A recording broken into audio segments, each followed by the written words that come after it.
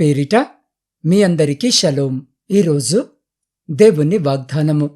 సిలువను గురించిన వార్త నశించుచున్న వారికి వెర్రితనము గాని రక్షింపబడుచున్న మనకు దేవుని శక్తి. కొరింథీయులకు రాసిన మొదటి పత్రిక 1వ అధ్యాయము 18వ వచనం. ప్రియులారా, వాక్య ధ్యానములోనికి వెళ్లే ముందు తలలు వంచి చిన్న ప్రార్థన చేసుకుందాం. పరిశుద్ధుడా, ప్రేమ నమ్మకము కలిగిన మా ప్రియ పరలోకపు పరమ తండ్రి, మీ మహోన్నతమైన నామమును బట్టి స్తుతులు, స్తోత్రాలు, వందనాలు. ప్రభువా, ఈ ప్రత్యేక సమయంలో మీ వాక్యమును ధ్యానించుచూ ఉండగా మా మధ్యకు రమ్మని వేడుకుంటున్నాం. సిలువను గూర్చిన వార్త దేవుని శక్తి అని మేము చదువుతూ ఉండగా మా హృదయ నేత్రాలను వెలిగించండి. మా మానవ జ్ఞానమును పక్కన పెట్టి మీ పరలోకపు జ్ఞానముతో మమ్మల్ని నింపండి. మాట్లాడుచున్న నన్ను మీ చాటున మరుగుపరచండి. మీ స్వరమును మాత్రమే మేము వినున్నట్లు సహాయం చేయండి. అయా, వాక్యము వింటున్న ప్రతి బిడ్డతో మీరు మాట్లాడండి. గర్వమును తీసివేసి మీ సిలువ వైపు చూసే దీన మనసును మాకు ప్రసాదించండి. మీ వాక్యము మమ్మలను బలపరిచి నూతన ఉత్తేజమిచ్చినట్లు చేయమని యేసుక్రీస్తు నామములో ప్రార్థించి అడిగి పొందుకొని ఉన్నాము తండ్రి. ఆమెన్. ప్రియులారా, ఈరోజు జీవాక్యము వినిచిన మీ అందరికీ మన ప్రభువును ప్రేరక్షకుడైన యేసుక్రీస్తు శక్తి కలిగిన నామమున ఈ నూతన దినపు శుభములను, వందనములను తెలియజేయుచున్నాను. ప్రియులారా, ఈరోజు మనము దైవ గ్రంథము నుండి ఒక అద్భుతమైన సత్యాన్ని ధ్యానించుకోబోతున్నాం. అపోస్తలుడైన పౌలు కొరింథీయులకు రాస్తూ ఇలా అంటారు: సిలువను గూర్చిన వార్త నశించుచున్న వారికి వెర్రితనము గాని రక్షింపబడుచున్న మనకు దేవుని శక్తి అని. లోక దృష్టిలో సిలువ అంటే ఒక శిక్ష, ఒక అవమానము లేదా ఒక ఓటమి. అప్పట్లో నేరస్తులను శిక్షించడానికి రోమేలు వాడిన భయంకరమైన సాధనమది. అందుకే లోక జ్ఞానులకు, తర్కమును నమ్ముకున్న వారికి సిలువను గూర్చి విన్నప్పుడు అది చాలా వెర్రితనముగా కనిపిస్తుంది. ఒక వ్యక్తి మరణిస్తే అందరికీ జీవము ఎలా వస్తుంది? బలహీనంగా సిలువ మీద వ్రేలాడిన వ్యక్తిలో లోకాన్ని రక్షించే శక్తి ఎలా ఉంటుంది అని వారు ప్రశ్నిస్తారు. కాని ప్రియులారా, విశ్వాసముతో ఆ సిలువ వైపు చూస్తున్న మనకు అది కేవలము ఒక చెక్క గుర్తు కాదు, అది దేవుని శక్తి. ఎక్కడైతే లోకము ఒక ముగింపును చూస్తుందో అక్కడ దేవుడు మనకొక నూతన ప్రారంభాన్ని ఇచ్చాడు. ఎక్కడైతే సాతాను విజయము సాధించానని అనుకుంటున్నాడో అక్కడ దేవుడు వాడి తల చితక్కొట్టి మనకు రక్షణను ప్రసాదించాడు. ఈరోజు మనము ఈ వాక్యములో 3 విషయాలను తెలుసుకుందాం. లోకము సిలువను ఎందుకు వెర్రితనముగా చూస్తుంది? 2, సిలువ మన జీవితంలో దేవుని శక్తిగా ఎలా మారుతుంది? 3, ఈ శక్తి ద్వారా మనము పొందుకునే నిత్యజీవం ఏమిటి? అవును ప్రియులారా, సిలువను గూర్చిన వార్త పరిశుద్ధత మరియు పాపమును గూర్చిన దేవుని సందేశమయ్యున్నది. ఈ వాక్యములో సిలువలో శ్రమ పొందిన రక్షకుని యొక్క పరిశుద్ధత మరి ఆయన శ్రమ పొందడానికి కారణమైన మానవుని యొక్క నీచమైన పాపము నిక్షిప్తమయ్యున్నది. పాపము చేయి ప్రతివాడు పాపమునకు దాసుడు అని ప్రభు చెప్పుచూ ఉండగా, నా యందు పాపమున్నదని మీలో ఎవడు స్థాపించగలడు అంటూ లోకానికి సవాలు విసిరారు. ప్రభు చెప్పినట్లుగా పాపము మరియు దాస్యత్వము ఈ 2 విడదీయరానివి. పాపము నుండి విడుదల పొందినప్పుడే మనిషి నిజమైన స్వాతంత్రాన్ని అనుభవించగలడు. ఆయనలో పాపము లేనేలేదు. అపవిత్రుడు పవిత్రుడును, నిర్దోషియు, నిష్కలంకుడును, పాపులలో చేరక ప్రత్యేకముగా ఉన్నవాడును అని లేఖన భాగము సెలవిస్తుంది. ఒకవేళ ఆయనలో పాపముంటే సర్వ మానవాళి పాప పరిహారము కొరకు ఆయన బాల్యార్పణ అర్హుడు కాలేరు. ప్రేరక్షకుడైన యేసు క్రీస్తు దేవుని సంకల్పమును బట్టి, ఆయన భవిష్యత్తు జ్ఞానమును బట్టి సిలువ వేయించి చంపబడుటకు దుష్టుల చేతికి అప్పగింపబడెను. వెలుగుకు చీకటితో పొత్తు కుదరనట్లుగానే దేవుని పరిశుద్ధతకు మనిషి యొక్క పాపమునకు పొత్తు కుదరదు. కనుక దేవుని యొక్క పరిశుద్ధత మానవుని యొక్క పాపము ఎదురెదురుగా సిలువలో కలుసుకొనినప్పుడు పాపమునకు ఓటమి, పరిశుద్ధతకు విజయము సంప్రాప్తమైంది. ఆ పరిశుద్ధుడైన ప్రభు యొక్క సిలువ చింత చేరగలిగితేనే నీవును జయకరమైన జీవితాన్ని జీవించగలవు. లేకుంటే వెర్రివానిగా నీ జీవితాన్ని ముగించి నిత్య మరణమనే గమ్యానికి చేరాల్సి వస్తుంది. వద్దు ప్రియులారా, అది అత్యంత భయంకరము. సిలువను ఇంగ్లీష్లో క్రాస్ అంటాము, అనగా దాటిపోవుట అనర్థము. అవును ప్రియులారా, నిత్య మరణము నుండి నిత్య జీవంలోనికి దాటిపోవాలంటే సిలువను ఆశ్రయించడమే శరణ్యం. వేరొక మార్గము లేనేలేదు. అలా అని సిలువను మోసుకుంటూ వీధుల్లో తిరగాలని కాదు. అలా చేయడము నీకు గాని నీ పొరుగువారికి గాని ఎవరికి ప్రయోజనము లేదు. మెడలో సిలువను ధరించి తిరగాలని కాదు. సిలువ ఫోటోలు ఇంట్లో గోడలకు వ్రేలాడదీయాలని కాదు. సిలువను ఆరాధించాలని, అంతకన్నా కాదు. సిలువపై నీ కొరకు ప్రాణము పెట్టిన నీ ప్రియ రక్షకుని ఆశ్రయించడమే శరణ్యము. ఆ పరిశుద్ధుడు చిందించిన రుధిర దారలే పాపికి ఆశ్రయం. ఆ పరిశుద్ధ రక్తమే నీ పాపమునకు విమోచన. ప్రియులారా, రోమీల కాలంలో అత్యంత హీనమైన కఠినమైన శిక్షలలో ఒకటి సిలువ. ఆ శిక్షను ఎందరో అనుభవించారు, కాని ఆ సిలువకు విలువలేదు. అట్లాంటి సిలువ మీదే అన్యాయపు తీర్పు పొందిన యేసయ్య కూడా శిక్ష అనుభవించారు. అయితే అప్పటి నుండి సిలువకు ఒక గుర్తింపు వచ్చింది. ఆ సిలువకు విలువ వచ్చింది.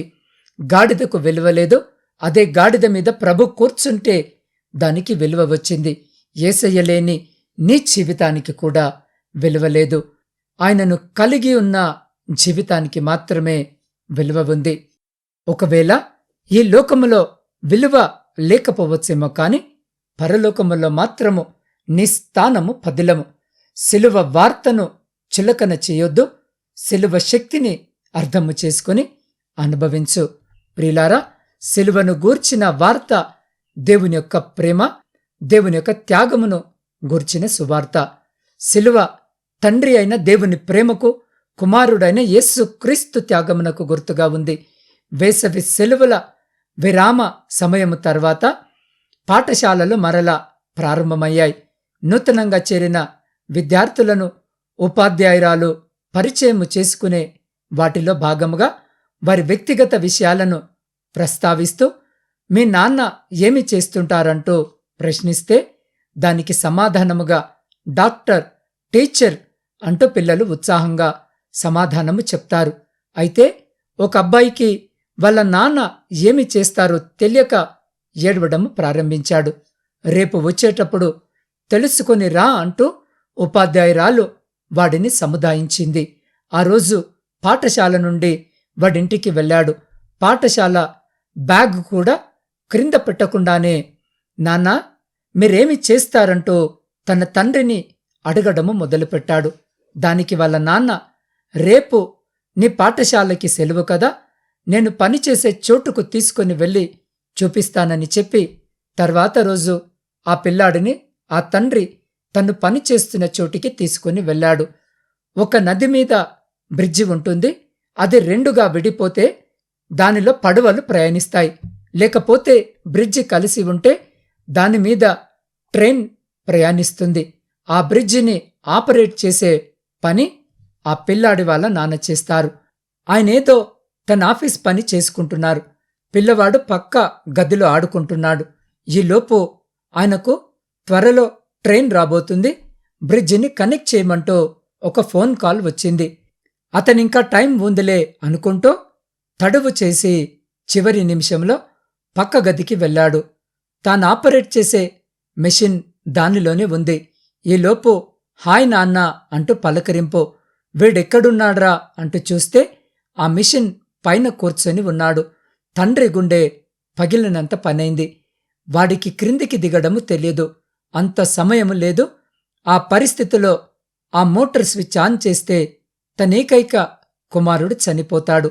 ఆన్ చేయకపోతే ఆ ట్రైన్ వచ్చి నదిలో పడిపోతుంది. వేలాది మంది చనిపోతారు. ఇట్లాంటి పరిస్థితుల్లో నిర్ణయం తీసుకోవడానికి కొన్ని క్షణాలు మాత్రమే ముందున్నాయి. గుండెల్లో వర్ణాతీతముగా దుఃఖాన్ని నింపుకొని సారీ నాన్న అంటూ కళ్ళు మూసుకొని ఆ మోటార్ స్విచ్ ఆన్ చేశాడు. నాన్న అంటూ ఒక పెద్ద కేక. కొన్ని క్షణాలకు ఎముకలు పటపటమంటూ మెషిన్ మధ్యలో పడి నలిగిపోతున్న శబ్దము, గోడలన్నీ రక్తసిక్తము. మరికొద్దిసేపటికి చిన్న చిన్న మాంసపు ముక్కలు తన కాళ్ల మీద పడుతున్న అనుభవము. మరికొంతసేపటికి ఒక పెద్ద మాంసపు ముద్ద ఆ మెషిన్ నుండి పడింది. అటువైపు చూస్తే బ్రిడ్జి మీద కోలాహలంగా వేగంగా దూసుకుపోతున్న ట్రైన్. వారి సంతోషం వెనుక ఒక తండ్రి త్యాగముందని వారికేమి తెలుసు? ఏకైక కుమారుణ్ణి కోల్పోయినా ఆ ట్రైన్ రక్షించగలిగాను అనే సంతృప్తి తండ్రి త్యాగములో ఉంది. ప్రియ సహోదరి సహోదరులారా, జాగ్రత్తగా వినండి. 2000 సంవత్సరాల క్రితము కూడా ఇదే పరిస్థితి. సర్వ మానవాళి నిత్య నాశనము వైపు దూసుకుపోతుంది. అట్లాంటి పరిస్థితుల్లో సర్వ మానవాళిని నిత్య నాశనానికి అప్పగించాలా, లేక తన ప్రియమైన ఏకైక కుమారుని త్యాగము చేసి వారిని నిత్య జీవంలోనికి దాటించాలా అనే 2 ప్రశ్నలు తండ్రి ముందు నిలబడి ఉన్నప్పుడు ఆ తండ్రి ఏ నిర్ణయం తీసుకున్నాడో ఈ పరమ తండ్రి కూడా అదే నిర్ణయం తీసుకున్నాడు. అట్లాంటి సంతృప్తిని అనుభవించగలిగాడు. ఆ తండ్రి త్యాగము భౌతికముగా కొందరి ప్రాణాలను మాత్రమే రక్షించగలిగింది. కాని పరమ తండ్రి త్యాగము సర్వ మానవాళిని నిత్య మరణము నుండి నిత్య జీవంలోనికి నడిపించడానికి మార్గము సిద్ధము చేసింది. ప్రే సహోదరి సహోదరుడా, దేవుడు లోకమును ఎంతో ప్రేమించెను కాగా ఆయన తన అద్వితీయ కుమారునిగా పుట్టినవాని యందు విశ్వాసముంచు ప్రతివాడు నశింపక నిత్యజీవము పొందినట్లు ఆయనను అనుగ్రహించెను అని వాగ్దానము అని లేఖనములు సెలవిచ్చిన ప్రకారము మనలను నిత్య జీవములోనికి చేర్చడానికి తండ్రి త్యాగముతో పాటు కుమారుని విధేయత మిళితమై ఉన్నాయి. ఈ త్యాగానికి విధేయతకు మనకున్న అర్హత ఏదైనా ఉందా అంటే లేనేలేదు. ఇంతకీ ఆ త్యాగము విధేయత మనమిలాంటి పరిస్థితుల్లో ఉన్నప్పుడు జరిగిందో తెలుసా? మనము బలహీనులమై ఉన్నప్పుడు, మనము పాపులమై ఉన్నప్పుడు, మనము శత్రువులమై ఉన్నప్పుడు. అంతేగాని మనకున్న పరిశుద్ధత నీతిని బట్టి ఏమాత్రమూ కానే కాదు. ప్రియ సహోదరి సహోదరుడా, సిలువ పాపి అయిన మానవుణ్ణి రక్షించగలిగిన దేవుని శక్తికి గుర్తుగా ఉన్నది.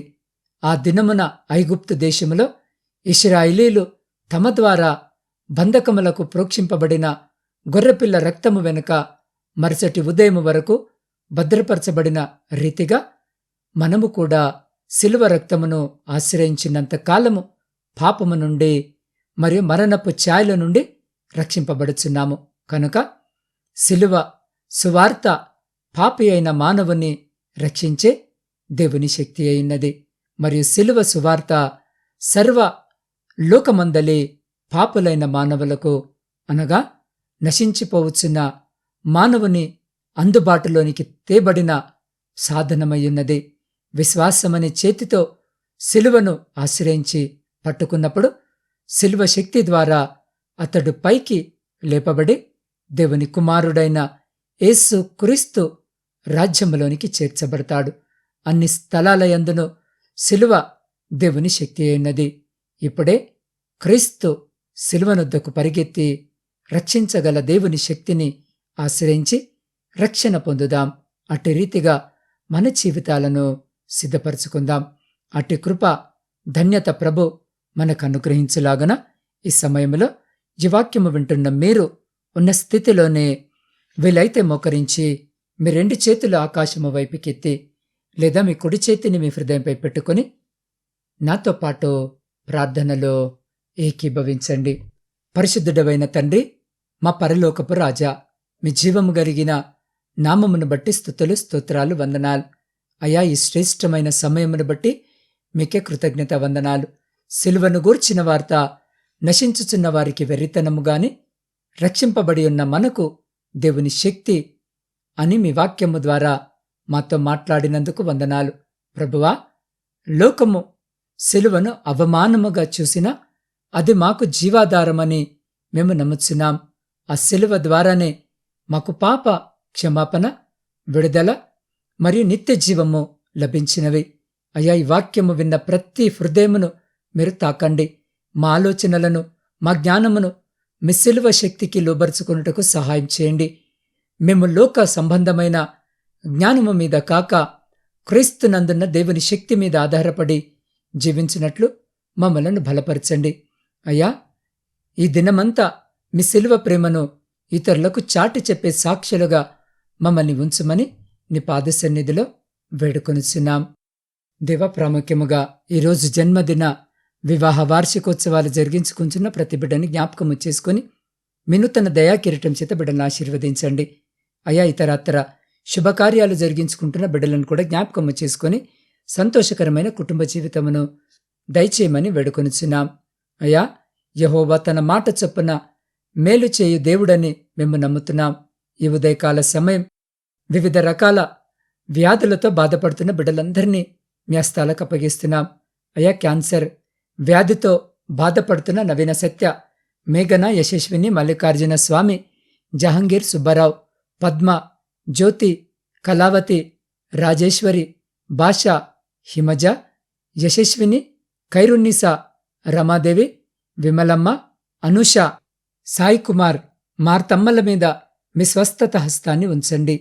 అయ్యా, ఆ క్యాన్సర్ కణాలన్నీ మీ పరిశుద్ధ నామములో నశించిపోవునుగాక. కిడ్నీ సంబంధిత వ్యాధులతో బాధపడుతున్న సిద్ధు, లక్ష్మణ్, ప్రవీణ్ కుమార్, తేజ, నాగజ్యోతి, నయోమి, సన్నీలను ముట్టండి. వారి కిడ్నీలను మరలా నూతనపరచమని వేడుకొంచున్నాం. పక్షవాతముతో ఉన్న సూర్యరావు, రాంబాబు, గుణసుందరమ్మ, బాలప్ప, రంగన్న, కృపాకర్, జయకృష్ణ, భాస్కర్రావు, విజయలక్ష్మి, శ్రీనివాసరెడ్డి, వెంకటేశ్వరమ్మ, నారాయణ, శ్రీను, వీరేష్లను బలపరచండి. వారి అవయవాలను పునర్జీవింపజేయమని వేడుకొంచున్నాం. గుండె సంబంధిత వ్యాధులతో ఉన్న Pavan, Sugunavathi, Jayamma, Sushila, Sharon, Mary, Sebastian, Anandarao, ప్రభావతుల గుండెలను మీరు ముట్టి స్వస్థపరచమని వేడుకొంచున్నాం. అయా, తెలియని వ్యాధితో బాధపడుతున్న రత్నను, అల్సర్తో బాధపడుతున్న అనితను జ్ఞాపకము చేసుకుని ముట్టమని వేడుకొంచున్నాం. చాలా కాలముగా కోమాలో ఉన్న నానిని మీరు స్వస్థపరిచి లేపమని అడుగుతున్నాం. బ్రెయిన్ ట్యూమర్తో బాధపడుతున్న లీలావతి, ప్రశాంతి, జైపాల్ రెడ్డిలకు సంపూర్ణ స్వస్థతను దయచేయండి. 10 ఏళ్లుగా తెలియని భయముతో ఒంటరి జీవితాన్ని గడుపుతున్న సజిత్ హృదయానికి సమాధానాన్ని దయచేయండి. ఒంటరి తనము నుండి మీ పరిశుద్ధమైన జీవితంలోనికి కుమారుని నడిపించమని వేడుకొంచున్నాం. అయా, కీళ్ల నొప్పులతో బాధపడుతున్న కీర్తన, వెంకటేశ్వరమ్మ, నూకరత్నములకు ఉపశమనమును దయచేయండి. హెచ్ఐవితో బాధపడుతున్న లక్ష్మిని, కుమారుని జ్ఞాపకము చేసుకోండి. అయా, అపవిత్రాత్మల పీడనతో బాధింపబడుతున్న అఖిలకు సంపూర్ణ విడుదలను దయచేయండి. సోరియాసిస్తో ఉన్న వర్షిణిని, స్పెషల్ మస్క్యులార్ అట్రోఫీతో బాధపడుతున్న పునర్వికశ్రేణి, వెన్నుముక గాయముతో ఉన్న గోపాల్ రెడ్డిని ముట్టి స్వస్థపరచండి. పేర్లు చెప్పబడని అనేకులను మీ పాదసన్నిధికి తీసుకొని వస్తుండగా అయ్యా, మీ గాయపడ్డ హస్తం చేత బిడ్డలను ముట్టి బిడ్డలందరికీ సంపూర్ణ స్వస్థతను, మంచి ఆరోగ్యమును దయచేసి మీరే ఘనత, మహిమ, ప్రభావాలు పొందమని వేడుకుంటున్నాం. అయ్యా, ప్రాముఖ్యంగా ప్రపంచంలో శాంతిని, సమాధానాన్ని కలిగించండి. అయ్యా, ఈ సమయంలో నా తండ్రి, నా ఆత్మీయ కుటుంబ సభ్యులందరినీ మీ పరిశుద్ధ పాదాల చింత పెడుతూ ఉండగా దినము బిడ్డలను జ్ఞాపకము చేసుకొని వారి ప్రతి న్యాయమైన కోరికకు మీరు జవాబును దయచేసి మీ ఆకాశపు వాక్యాలను విప్పి మీ సమృద్ధికరమైన దీవెన, ఆశీర్వాదాల చేత బిడ్డల జీవితాలను, కుటుంబాలను దీవించి ఆశీర్వదించి తృప్తిపరిచి మీరే ఘనత, మహిమ, ప్రభావాలు పొందమని మా ప్రభువును మీ ప్రియకుమారుడైన యేసు క్రీస్తు సర్వ సమృద్ధి కలిగిన నామమున ప్రార్థించి స్తుతించి అడిగి పొందుకొని ఉన్నాము తండ్రి. ఆమెన్.